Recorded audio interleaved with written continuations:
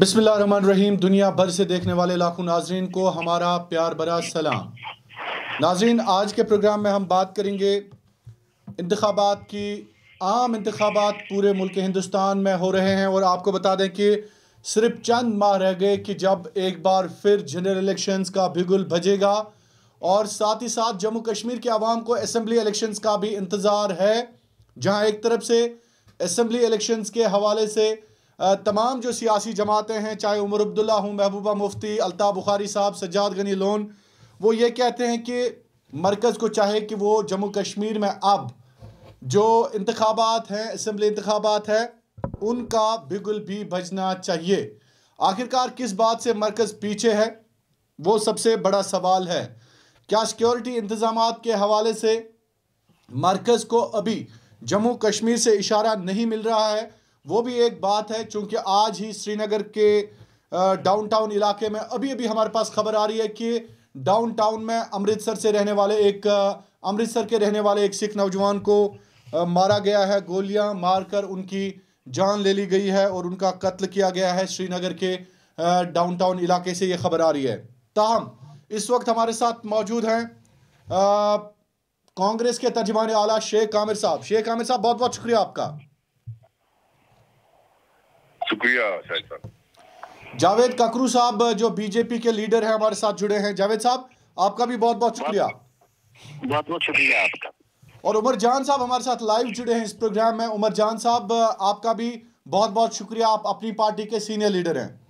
बहुत बहुत शुक्रिया, बहुत बहुत शुक्रिया। शेख आमिर साहब, चलिए शुरुआत आपसे ही करते हैं। शेख आमिर साहब, सबसे पहले आपको मुबारक, आपने इंतजामात किए हैं खासकर पार्लियामेंट इलेक्शंस के हवाले से, जहां एक तरफ से राहुल गांधी जी न्याय यात्रा लेकर इस वक्त जनूबी हिंदुस्तान से लेकर अब शुमाली कश्मीर में भी आपने अपने कैंडिडेट्स का ऐलान लगभग किया है।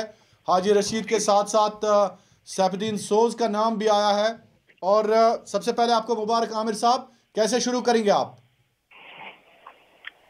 जी शाहिद साहब, शुक्रिया। जैसे कि अभी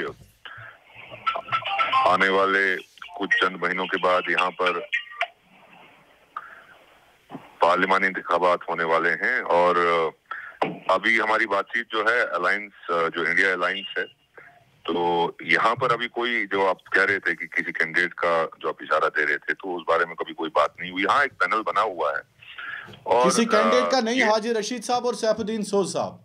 जी, पैनल बना हुआ है।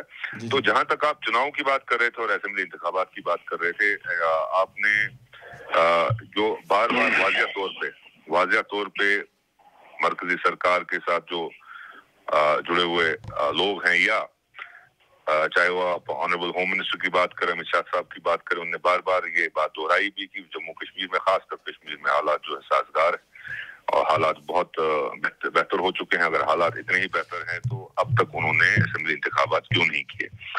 और इशारा उनको यहाँ से, मुझे लगता है इशारा सिक्योरिटी का नहीं है, इशारा उनको यहाँ से अपनी हार का जो लग रहा है, इसकी वजह से जो है यहाँ पे असेंबली इंतखाबात नहीं कराए गए। और सबसे बड़ा जो हक है यहाँ की आवाम का, जमहूरी हक, जो वोट का हक है, वो यहाँ उस हक से महरूम यहाँ की आवाम को रखा गया, जिस वोट से वो यहाँ पर अपने नुमाइंदे चुने और उनके जो मसले हैं, जो यहाँ के जो नुमाइंदे उनको समझते हैं और उनको अजाला करने का जो है उसकी समझ रखते हैं। लेकिन बदकिस्मती की बात है कि यहाँ की आवाम को इससे महरूम किया गया और परेशान भी किया गया और एक थकाने की एक कोशिश और साजिश चल रही है। बार बार कहा जाता है कि कभी आपने पिछली बार देखा कि यहाँ पे तैयारियां शुरू हो गई थी पंचायत और म्युनिसिपल इलेक्शंस की, क्योंकि फरमान जारी हुआ था कि यहाँ पे इंतखाबात किए जाएंगे और तैयारियां शुरू हुई, सरगर्मियां शुरू हुई, लेकिन उसके बाद आपने देखा कि यहाँ पे कोई चुनाव नहीं हुआ। यहाँ पे आवाम परेशान है क्योंकि आवाम के मसले और खासकर जो बड़े बड़े वादे किए गए थे, उन वादों पे ये सरकार खरी नहीं उतरी। हाल ही में आपने देखा चंडीगढ़ में आवाम के मैंडेट को किस तरीके से लूटने की कोशिश हुई। उसके बाद सुप्रीम कोर्ट का एक बहुत बड़ा आपने देखा कि फैसला है और कहा गया कि जमहूरियत को आप इस तरीके से नुकसान नहीं पहुंचा सकते हो। तो जमहूरियत का जनाजा कश्मीर में आप देख रहे हो हाथ से निकलता ही आ रहा है। आमिर साहब, आप चाहते हैं कि असेंबली इलेक्शंस भी हों? असेंबली इलेक्शंस भी हो, ये तो हक है, ये क्यों नहीं कर रहे हैं? ये वजूहात जो दे रहे हैं, उसके साथ साथ ये जो बात कह रहे हैं वो तो इनके खिलाफ ही जा रही है। चलिए जावेद काकू साहब, ठीक है, चुनाव करिए तो देख लिए, मैदान में आने से डरते क्यों हैं? जब मैदान में जावेद आएंगे ककरू साहब, तो जो नतीजा होगा तो वो सबको तस्लीम होगा। नहीं, जावेद ककरू साहब कांग्रेस के स्पोक्स पर्सन कहते हैं कि आप लोग भाग क्यों रहे हैं, आप लोग मैदान क्यों छोड़ के जा रहे हैं, इलेक्शंस कराइए। जी बिल्कुल, आपने उनकी बात सुनी। हम मैदान छोड़कर नहीं भाग रहे हैं और ना कभी भागे हैं, बल्कि सूरत हाल तो ये होती है कि इलेक्शंस कराना जो है ये इलेक्शन कमीशन का काम होता है। इलेक्शन कमीशन को ये देखना होता है कि कौन सा वक्त और कौन सी सूरत हाल मौजूद है इलेक्शंस कराने के लिए। जैसा कि आपको मालूम है कि हिंदुस्तान में अब पार्लिमानी इलेक्शंस हो रहे हैं और हिंदुस्तान के साथ साथ यहाँ पे भी पार्लिमानी इलेक्शंस जो हैं उसका बिगुल बज चुका है। तो इलेक्शन कमीशन ने एक फैसला ले लिया है कि वो इलेक्शंस कराएंगे, पार्लिमानी इलेक्शंस, और जो यहाँ के असेंबली इलेक्शंस हैं वो भी इलेक्शन कमीशन का एक मसला है। वो ये देखेंगे, उनके मुताबिक जब भी यहाँ पे इलेक्शंस होने का एहतिमाल होगा तो हो जाएंगे और जरूर हो जाएंगे। असेंबली इलेक्शन जावेद ककरू साहब, आपके इलेक्शन कमीशन ने बाकी स्टेट्स में भी इलेक्शन कराया, वहां पे कोई मसला नहीं था, यहाँ पे कौन सा मसला आपको दरपेश है? नहीं, मसले दरपेश का मसला नहीं होता। फिर क्या मसला है? मसला ये होता है कि इलेक्शन कराना कोई मामूली बात क्या नहीं। मसला ये है कि आपके फिगर्स बराबर नहीं है? मैं उसी तरफ क्या आपकी फिगर्स बराबर नहीं है? जम्मू से कश्मीर तक आप अभी फिगर्स जोड़ रहे हैं। नहीं, मेरी बात सुनिए आप। जहां तक इलेक्शन कराने का सवाल है, ये इलेक्शन कराना एक मामूली मसला नहीं होता है। इसमें बहुत सारी चीजों का ख्याल रखना पड़ता है और मैं ये समझता हूँ कि हुकूमतों से ज्यादा जो इलेक्शन कमीशन होता है उनका ये प्रोगेटिव बनता है कि वो किस वक्त और किस तरह से इलेक्शन कराएं। रहा सवाल जम्मू कश्मीर में असेंबली इलेक्शंस कराने का, ये न सिर्फ कांग्रेस की हुकूमत बल्कि भारतीय जनता पार्टी भी इलेक्शन कराने के हक में है और ये मैंडेट हमने इलेक्शन कमीशन को दे दिया है। जब भी वो कहेंगे हम इलेक्शन के लिए तैयार हैं, वो कल कहें हम कल भी तैयार हैं, वो परसों कहें हम परसों भी तैयार। ठीक है। उमर जान साहब, कांग्रेस के हवाले से बात करते हैं। न्याय यात्रा से लेकर अब जम्मू कश्मीर में भी सरगर्मियां शुरू हो चुकी हैं। आपको क्या लगता है कांग्रेस के हवाले से, क्या आपको लगता है कि ग्राउंड जीरो पर कांग्रेस आने वाले इलेक्शंस में आपकी पार्टी जो अपनी पार्टी है उसके लिए चैलेंज होगा? कांग्रेस से फाइट, नेशनल कॉन्फ्रेंस से फाइट, बाकी जमातों से फाइट, क्योंकि आपकी पार्टी जो है इस वक्त जम्मू कश्मीर की वाहिद वो पार्टी है जिसके पास जो काउंटेबल है, जिसके पास स्ट्रेंथ है अभी इस वक्त कैंडिडेट्स की। कैसे समझते हैं आप? देखिए, जिस तरीके से शेख आमिर साहब, जावेद ककरू साहब ने बड़े खूबसूरती के साथ कहा है, ये जो आप जम्मू कश्मीर की हालत देख रहे हैं आज के इस टेन्योर में, ये वो जमातों का देन है जो कल तक हुकूमत में रहे और वो जमातें या जिनके साथ कोलिशन में थे। जम्मू एंड कश्मीर अपनी पार्टी भी चाहती है कि मुल्क भर के साथ जम्मू कश्मीर में असेंबली इलेक्शंस होने चाहिए, पार्लियामेंट इलेक्शंस होने चाहिए।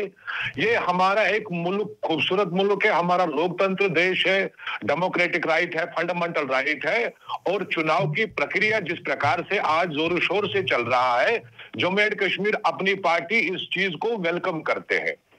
और इलेक्शन कमीशन का जहां तक सवाल है, उनका भी यही मानना है कि जम्मू कश्मीर में हालात जो है बड़े मौजून भी है, लोग चाहते भी हैं कि चुनाव हो जाए।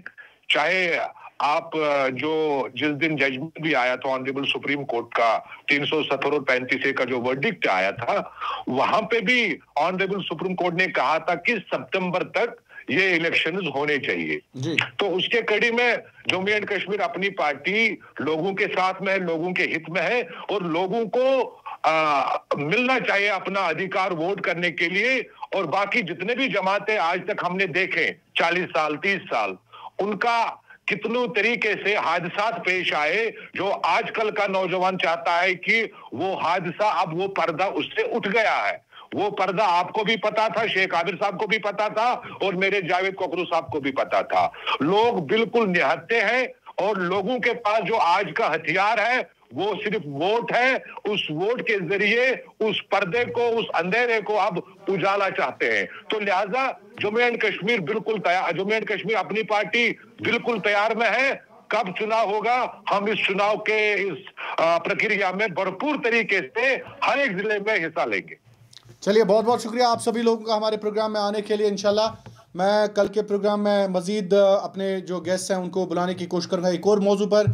आज के प्रोग्राम में इतना ही। आप मुझे दीजिए इजाज़त। आज के प्रोग्राम में हमने बात की इलेक्शंस के हवाले से, खा वो असम्बली इलेक्शंस हों या पार्लियामेंट इलेक्शंस हों।